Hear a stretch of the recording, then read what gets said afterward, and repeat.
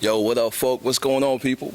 Yo, once again, it's your boy Cigar Mick, man, coming at you from the backyard studio.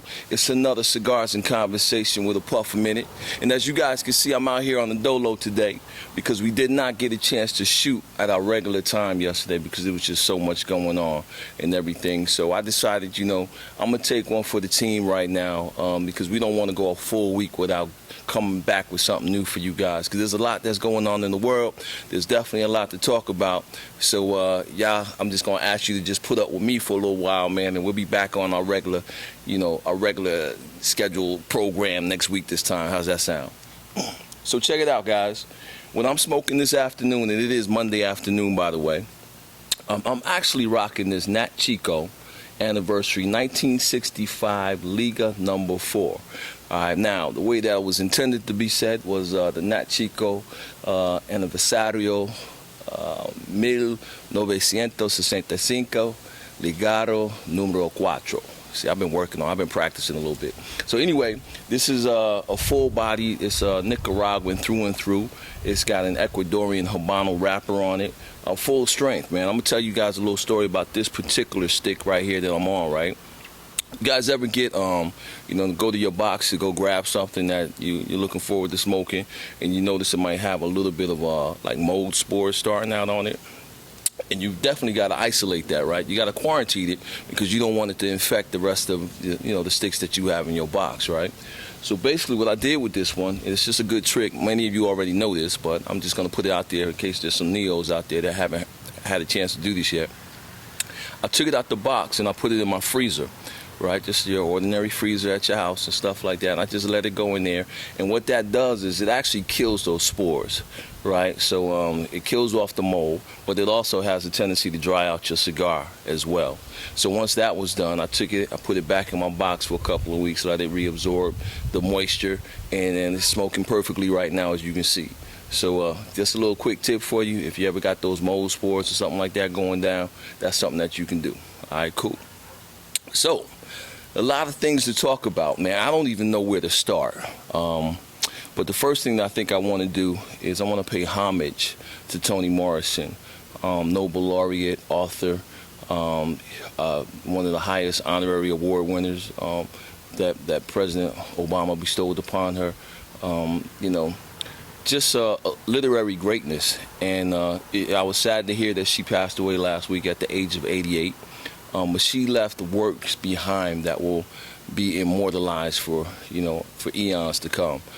She was really, literally somebody who looked into the soul of the African American experience, and was able to take that out and put it on paper, And I'm so inspired by the fact that she really didn't start her literary career until she was well into her 40s. That just says, man, there's never too late to get started following a passion, following a dream, and bringing all of that stuff to fruition. So I definitely want to say rest in heaven, to Toni Morrison. And now you guys might remember a little while ago, a few weeks back, we were talking about Jeffrey Epstein, right? The accused sex trafficker, the one who owned the island, Little St. John Island, the St. James Island, or something like that in the Caribbean. Basically a financier and a very wealthy individual who had deep contacts, both throughout politics and business and what have you. And I also stated that because of his connections and the things that he had and stuff like that, that I felt like it was going to be the next October surprise come next year when we're all getting ready for the election, because I was sure that there was going to be something in there that was going to, it's literally like, 2 degrees away, if that, from the current administration. But anyway, it's not just the current administration, by the way. I mean, he's got stuff on Clinton, he's got stuff on a bunch of people that's out there. But anyway, you may have heard that this week that Jeffrey Epstein was found dead in his cell in New York, right? And the cause of death is apparent suicide. Now, there's a lot of things that are going on right now with that, man. You got a lot of people out there that are saying that it was suicide. You got people out there that are more conspiracy theorists, which, again, y'all know how I roll. But it's like, could this dude have been murdered to make it look like a suicide because of, the willingness that he had at this point to work with authorities and put stuff out there? It's a possibility. So it's literally being investigated right now whether or not it was an actual suicide or was there more, notorious things at play. Also, I heard today that the FBI just raided that island down there. So there's still, even though he's not here, there's still going to be so much evidence that's coming up. And I'm curious to see who will be implicated, both in politics, in Hollywood, I mean, just all the way around, because this was a huge, huge sex scandal. If you're not familiar with it, guys, read up on it, because this dude was literally, allegedly, let's start with that, supplying like 14-year-old girls to, titans in industry and, all of these different things, because people, when you got all the money in the world, you got nothing left but to, explore your own perverseness. So that's basically what was going on with that. So those two things, man. Man, what else? Jay just showed up, man. Come on through, man. Let me hold the camera, man. We're going to pick back up. Well, look ahead. Just when you thought the episode was over, my man did show up, man. We got Mr. J over here, y'all. Jaron, holla at your folks, man. Hey, what's good, people? It's Cigar Banker. What's happening with you? Cigar Banker's in the building, y'all. So again, man, I don't have to finish this segment up on my own, man. Jay, I was just talking to the people a little bit about paying some homage to Toni Morrison, and then we touched upon the Jeffrey Epstein thing. Yeah. I still feel that, my prediction on that, man, as far as that really coming back and holding some weight in the next presidential election, it's still coming through. I don't know, either this dude was silenced. I think it's even going to be more far-reaching than that. Because did you see the tweet that Trump sent out when he found out he passed away? Exactly. He says, rest in peace, but we dodged a bullet. So I'm like, okay, in the same breath, you could say rest in peace, but at the same time, it benefited him. The implications that it benefited him by Jeffrey Epstein in his life, or however you want to say it, somehow he ended up passing away in prison. Right. So, and it's not just Trump. Like I said, it's got Hollywood implications. There were so many people, man, that hung out with that dude. Yeah. So either you was just totally ignorant of what was going on, or you guilty by association. Most people gonna play the ignorance card. Yeah. Most definitely. So yeah. But you had something else on your mind, man. What was up? Yeah, because I know it's getting close to football season, and some of us out there that have been watching a little bit of preseason, see what's going on. I'm from Vegas, so, we got the Raiders come here next year, stadium being built. So I've been trying to keep up with the Raiders and see what's going on, see what kind of season they're going to put together before they come out here and get the new stadium, right? Right. So the big acquisition over the free agency was Antonio Brown. So Antonio Brown's been in the news lately. He came out talking about the NFL and the helmets that he was wearing, the concussion protocols and requirements, the helmets and equipment. But something else that came out that was actually more interesting to me is after that occurred and after they kind of dismissed his whole I'm suing the NFL and whatever, he comes out and says, I don't need the NFL. So I'm like, okay, what kind of teammate are you going to be going into the season when you say you're talking about you don't need the NFL, you don't need to play? I'm like, can we rely on you as a team coming from, say, a Derek Carr standpoint or all these other new acquisitions they got in drafts, the draft picks they got? Can we rely on this cat to put together a good season after we just paid him all this money? Exactly. So I'm gonna give you my fantasy my fantasy football evaluation of all of this, right? So for me personally, Antonio Brown is not high on my priority list right now this season and he was the one I drafted first overall last year. Okay, I drafted him first overall last year. He had a great season. But when you look at what's going on in the news with him, right, because I didn't even hear about him saying that he didn't need the NFL. I saw a tweet today, or an IG post today that he put up that basically said that he was looking forward to getting healthy and getting back on the field with his teammates, and stuff like that. So it sounds like he's at least trying to save face and all of that stuff.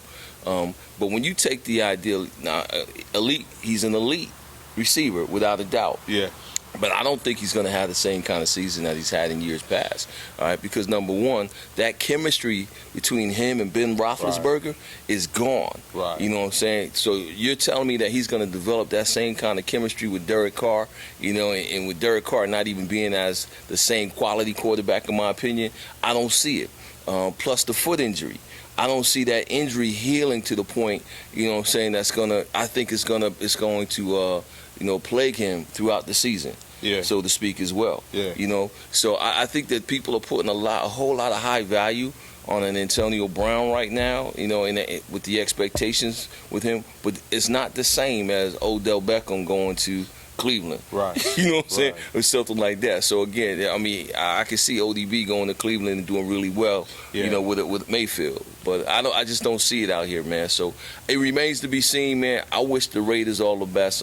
I live in Vegas too. Yeah. I'm not going to drink the Kool-Aid. You gonna switch up? I'm not going to drink the Kool-Aid, man. I'm still going to be a Giants fan. By the way, let's talk about them Giants for a minute. Yeah. Okay? Yeah. Because that Subway series against the Jets, man. Yeah. I got to be honest, I was pleasantly surprised. Yeah, it was a good game. Totally shocked, but pleasantly surprised. Yeah. More so at that Jones boy than anything else. Yeah, he had a good game. Kid went 5 for 5, man. He did. I'm like, yo, the Giants, they know something that the rest of us didn't know, man. Because I felt like there was going to be a lot of pressure on him.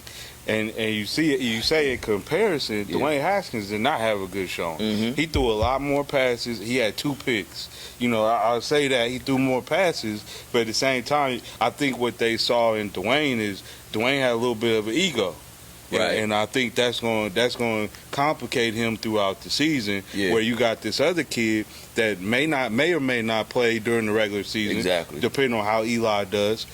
So that I think he got that added, like, I want to do better, I want to show. He wanted to show that he can do something. And think about the pressure that put on Eli. Mm-hmm. See what I'm saying? Now, Eli, no, because if Eli loses his position, man, starting position, this season, he ain't getting it back. Yeah. It's a wrap. You ain't getting it back, bro. And trust me, in my opinion, Eli's not no top 20 quarterback, none of that. But he's a decent enough quarterback to lead that team. And with the weapons they have around him, he could put together a decent season. But like you said, if he doesn't perform, he making stupid decisions, like he tends to do, because he can't scramble to save his life. Mm-hmm. Some of those things start happening, we're going to go to the young guy. And after what I saw, I'm like, hey, get a young boy the ball. Yeah. Get a young boy the ball, man.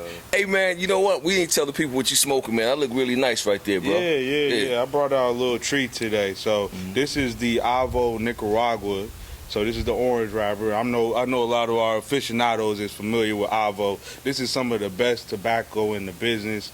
The wrapper is Nicaraguan. The binder is Nicaraguan. The tobacco is Nicaraguan. This is one of those good joints, man, where you really getting the full body of what Nicaragua has to offer. And I'll add a point too, man. Something you notice about good Nicaraguan tobaccos, it kind of dances in your mouth. You kind of get all them taste buds. You get the back of the tongue, the sides, the front. You kind of get all them flavors and things going on. So this is a really good smoke, man. I love that, man. My man said it dances in your mouth, y'all. If that will make you want to go out and get an Avo right now, I don't know what will. I told the folks a little earlier what I was on, man, but just so you know, it's that Nat Cicco, man. You know what I'm saying? That 1965 Anniversary Liga number 4. Man, we got a little off track this week because, he was traveling. I was dealing with a whole lot and stuff, so we didn't shoot during our regular time. So it's a Monday afternoon, decided to get out here. I'm glad to see homie came, man, because he lived right up the road and he came by and whatnot. Because as y'all see, I was ready to just go ahead and get something out to you as quickly as possible.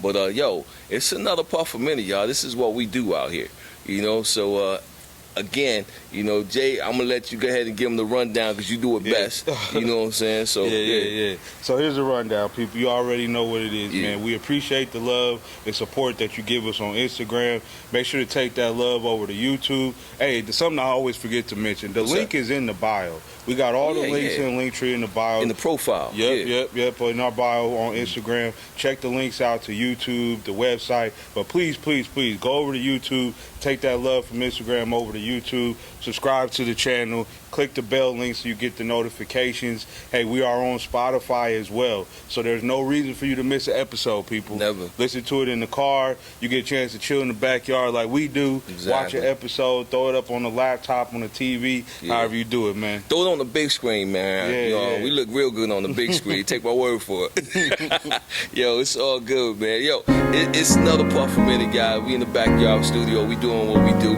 I'm your boy, Cigar Mick. The Cigar Banker, people. And look, y'all, peace. We love y'all. Be kind to one another.